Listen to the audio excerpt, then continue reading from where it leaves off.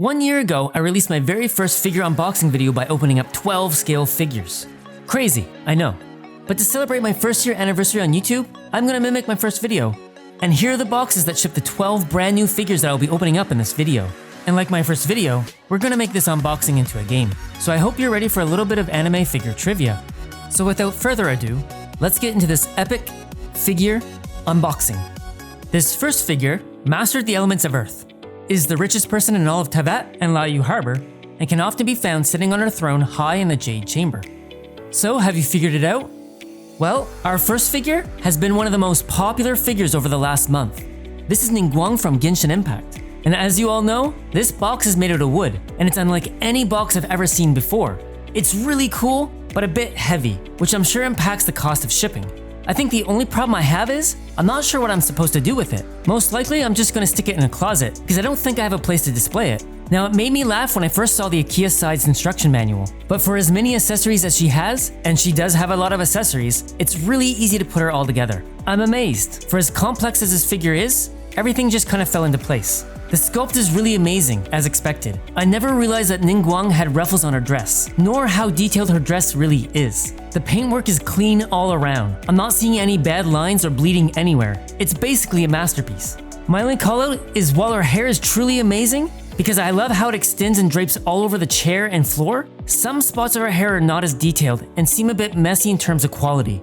I feel like I'm nitpicking because there's so much of this figure that is perfect. But this is the only negative that I noticed about the figure. And for those that are wondering, you can't take Ningguang off her chair, given her hair is wrapped all around it. But you can take the chair off the base and place it anywhere, if the base is too large for you. Another thing that I appreciate is they give you the option to remove the pipe if you don't want her to have it. The pose suits the figure also very well. There's so much attitude with this pose which matches the character perfect. And speaking of the base, I think that the base will grab more attention than Ningguang. Most figures today have an invisible base that will just blend into the background. For this figure, you basically see a room. It's kinda crazy. But the base is huge and will take up a full Detolf shelf alone. So this figure may not work for everyone who's tight on space. But if you're looking for a great figure that fits on a bottom shelf, I think this figure works well. Overall, she's a near flawless figure and a great start to my anniversary unboxing. I would highly recommend this figure if you're on the fence of picking her up. Even with the extra shipping costs, she is amazing. My only other thought on this figure is, this figure really makes me wish that MFC would allow Chinese figures or Chinese manufacturers to be on the site, because this figure really rivals a lot of Japanese figures. Now the question I have is the next figure as good as Ningguang? Well, let's see. Our second figure is based on an original character, sports a modern fantasy outfit based on traditional Japanese clothing, and is illustrated by an artist known as Swave. So have you figured it out?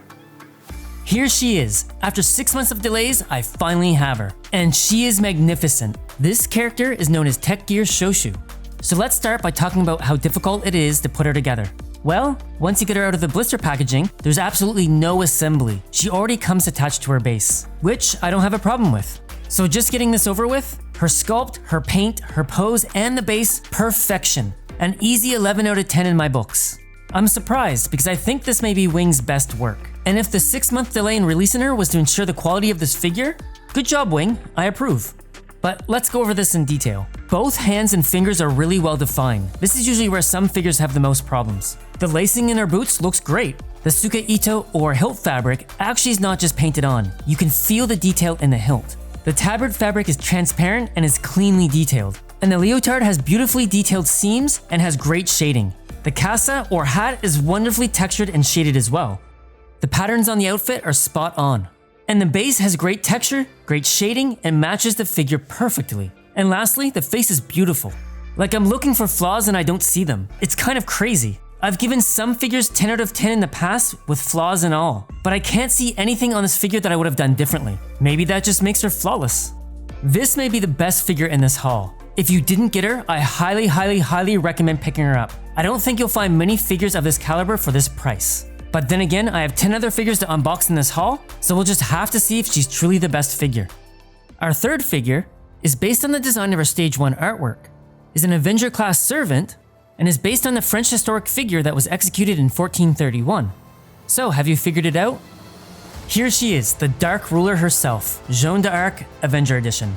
Ever since I got the Joan d'Arc 3rd Ascension figure, I've been waiting for this pre-order forever. I can't believe I pre-ordered her a year ago and now she's finally here. First thing I want to say is, she's much easier to put together than the third Ascension figure. No tight hair spots that make you feel like you're gonna break something. Everything just falls into place. The quality of this figure is as expected. The cape really steals the show. It has a lot of angles, great coloring, and is made out of a flexible plastic that makes it feel durable if accidents happen. The armor detail is awesome. I just love armored figures. I also think they did a great job with the paintwork and the color choices. The red tint all over her outfit really outlines that she's probably surrounded by fire, as if she's in the middle of battle. It's a nice touch. And I like how they shaded her hair, making it lighter at the top and darker at the tips. This figure's really great if you're a photographer and want to create some photos with her standing in the middle of battle. You can be really creative with this figure. And like the third Ascension figure, the flag is massive. It adds to the epicness, but it also takes up a lot of space. Especially the flagpole, it protrudes a good 10 centimeters or 4 inches away from the figure. This really makes the figure not great for detofs in my opinion, and it makes it really hard to set figures directly to the right of her. Now speaking of the base, I like the redstone segments of it, but under the stone is a glossy black ender base. I find that the gloss reflects light and draws more attention to itself. Ultimately, I wish the whole base was just the red stone. But if we were to keep the round ender base, at least make it matte so it kind of disappears into the shelf. Ultimately, this is an amazing figure and one of the best Joan d'Arc figures out there. And I'm finally glad to have these two figures next to each other. I would highly recommend this figure if you're on the fence of picking her up. She really is a top tier figure. Now, on to the next.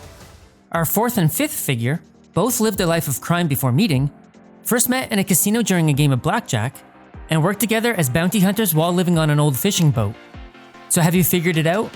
Everyone must know who these two are by now. It's Spike and Faye from Cowboy Bebop, which in this case are two separate figures because they come in separate boxes. But going over putting these two figures together, it wasn't really hard. It was pretty straightforward despite the instructions seeming confusing at first. And I personally think that the sculpt on these two figures is good. I know that some people have some issues with Spike's or Faye's face being different than what they were expecting, but I like how they look. I love how they shaded Spike's suit. In my opinion, I feel that he's the better figure of the two.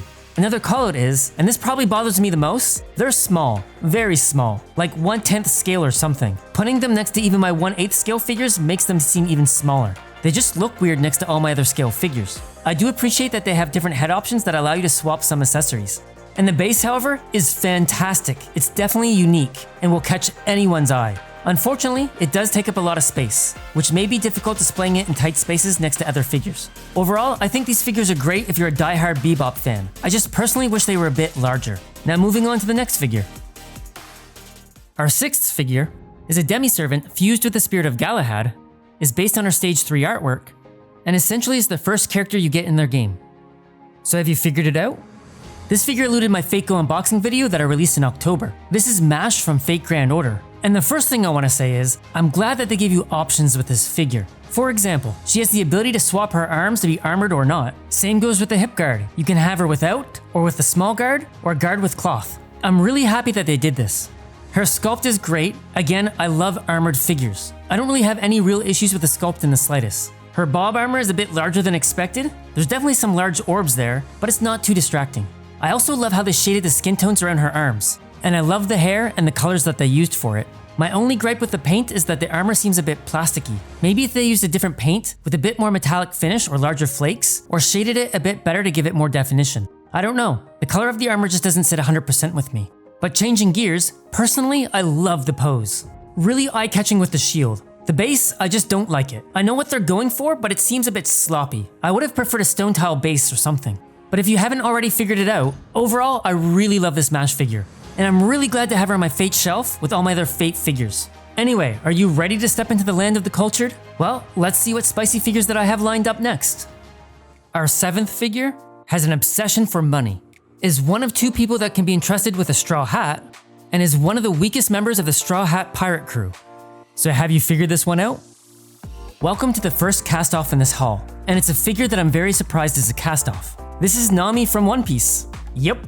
So where do I start? Well, putting her together is a matter of taking off her arms and head and pulling off her shirt, which is made out of a rubber-like plastic and is flexible. The sculpt is pretty awesome. It's simple, but it's detailed as I would expect it to be. Honestly, I'm basing most of this on the detail of her toes and her hair, though I have to say that I love her tummy. My first gripe with the cast-off is, when she's topless, you can really see the seams in her arms and shoulders. There isn't really a great solution for this, and I understand why they're there, but I just don't like it. Obviously, the arm seams aren't visible when the shirt is on. The paint is as expected. It has a good use of subtle shading, but nothing crazy. And I think the pose is awesome. It's actually what sold me on this figure. But the pose also seems a bit weird when she doesn't have her shirt on. It seems very unnatural. Her base also seems like it's not meant to be used. You can essentially place her anywhere without it. But that being said, just make sure you don't scratch her up when you place her on a surface that isn't her base. We wouldn't want to mark up and ruin her knees. I do want to say that I like that there's many other figures in this collection to collect. So if you want to get the rest of the female cast, you can line them all up next to each other and it would look really cool. Overall, for what she is, I think she's awesome. Probably one of my favorite of the Portrait of the Pirates collection. But now that I have one, it does make me curious to get the rest. Anyway, on to our next cast-off. Our 8th figure is introduced as a side character in this ecchi comedy series. Lives in a world where bikinis are the strongest form of armor, and is known to be a skilled archer and a great cook. So have you figured this one out? This figure is so unexpected. I can't convey how awesome this figure is. Mega House really smashed it out of the park on this one. For those that have never seen this figure before, let me introduce you to the Hunter from the Bikini Warriors, a show that I didn't know that existed until after I got this figure since I thought it was an original character. That being said, the show is a series of shorts, and the whole season can be watched in under an hour since every episode's 4 minutes long. It's kind of a comedy outlining video game and anime tropes, kind of like Viva la Dirt League, except not as good. But hey, someone liked it because they have a lot of high quality figures for the show. But let's start with assembly. Overall, it's alright. To cast her off, you have to remove her arms, legs, and head, and replace the torso. All the seams are hidden as long as you keep her fur vest on. If you don't use it, then you can see the seams where her arms connect. And connecting her arms in the vest is a bit tight and tricky. I really didn't like the feeling of it. The sculpt, however, is amazing. I love the torquing of the torso, the detail in all the accessories and clothing, and the bow handle, including the bowstring. Even the feathers in her hair have a bit of transparency in them that really give it that feathery feel. I feel that the figure has way more detail than the animated character. And the cast-off version of the sculpt is so well done. I feel guilty for not always keeping her in the cast-off form. And then there's the paint and the shading. Like, look at these pouches, and the boots, and the detail around the eyes, and the chest. And the pose is a perfect action pose. And then we have the base. I love the gold outline, it's a good color. But the leafy ground with the wooden log that has so much texture, I just really love the base. If you're on the fence, I highly recommend picking her up. But I do know her aftermarket prices can be a bit insane. And she's not alone. There's a lot of other Bikini Warrior figures out there that look amazing. Overall, she just surprised me. I love this figure. But we still have 4 figures left. So, who's the next cast-off? Our 9th figure lives in a world where the Queen is determined through a combat tournament, is a member of the Queen's death squad known as the Assassins of Fang, and has a mission to eliminate contestants in the tournament. So have you figured this one out? Well, Queen's Blade is the perfect representation of a character's strength being determined on how revealing their armor is. Which brings me to Irma from Queen's Blade. You think Bikini Warriors is bad? You haven't seen anything until you've seen Queen's Blade. And as you can see, Irma is strong. Starting things off, she's super easy to put together, and swapping her torso with the cast-off is also super easy. You take her arms and legs off at the edge of her stockings, and it's not noticeable that these parts pull off. The sculpt is really well done. I'm surprised. I'm loving the torso shape, but I think I love the detail that they put in her vest more. The cloth wrinkles, the fur, the gold paint just all work great. The buckles and the trim on the outfit also stand out. Another sculpting plus is she looks great as a cast-off. My main negative that I have is the line between the front and back of her hair. It's very noticeable with the pose unless you put her on a top shelf. I'm just not a fan of it since I've seen other figures do a great job at hiding this line. But I am a fan of the paintwork. I'm a sucker for gold trim on black. It's one of my favorite color combinations. And the gold paint is a great color. The pose is one of the primary reasons why I got this figure. I felt that she would look nice next to my Rory Mercury figure since they're sporting similar poses. And the base sucks. I don't really have much more to say about it. Overall, I'm happy with this figure. She doesn't take up a lot of space, she looks great, and her cast-off is well done. Our 10th figure is relaxing in her sleeping outfit, has an alter ego known as Veliona, and has a close relationship with a character named Bronya. So were you able to figure this one out?